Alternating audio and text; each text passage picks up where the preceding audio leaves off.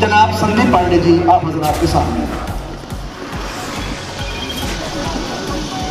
प्यारे भाइयों और बहनों,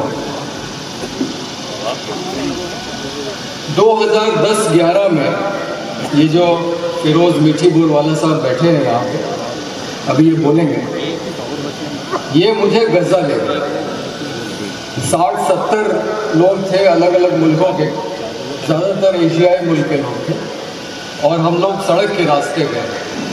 अब पाकिस्तान जो कि बलूचिस्तान में हिंदुस्तानियों को वीज़ा नहीं देता है, इसलिए ईरान तो हम लोग जहाज़ से गए, लेकिन फिर वापस सिस्तान और बलूचिस्तान की सीमा पे आए और वहाँ से सड़क के रास्ते पूरा ईरान, उसके बाद तुर्की का वो जो कुर्द लोगों का इलाका है, और उसके बाद सीरिया, और सीरिया से 2 दिन के लिए हम लोग लबनान भी गए, और फिर मिस्र से रफ़ा क्रॉसिंग से हम लोग गजा में दाखिल हुए। तो मैं सबसे पहले तो ये कहना चाहूँगा कि देखिए, ये जो कहा जाता है कि हमास आतंकवादी से, उस समय हमास के मुखिया थे खालिद मिशाल, और इस्माइल हानिया गजा के प्रधानमंत्री थे, और गजा में उन्होंने हम लोगों को इस तरह के जो स्कार्फ आज फिरोज भाई ने मुझे पहनाया है, ये इस्माइल हानिया के हाथों से मैंने पहना।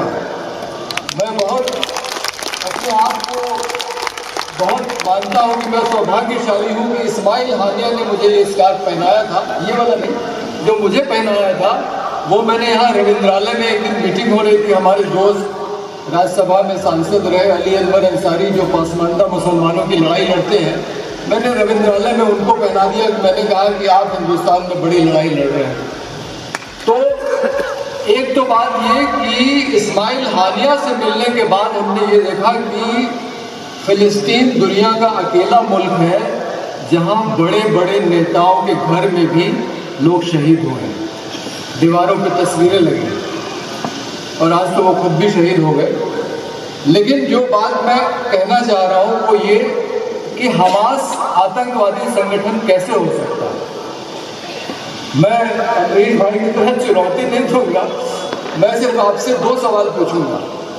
आप बताइए कि चुनाव लड़ने वाले संगठन को आतंकवादी संगठन कहा जाता है क्या? बताइए, पूरी दुनिया में जो संगठन चुनाव लड़ता है उसको आतंकवादी संगठन कहते हैं। 2006 में हमास ने चुनाव लड़के गजा में सरकार बनाई है। उसकी सरकार तो पूरी फिलिस्तीन में बननी थी, लेकिन अमेरिका और इजराइल की साजिश से वेस्ट बैंक में सरकार नहीं बन पाई।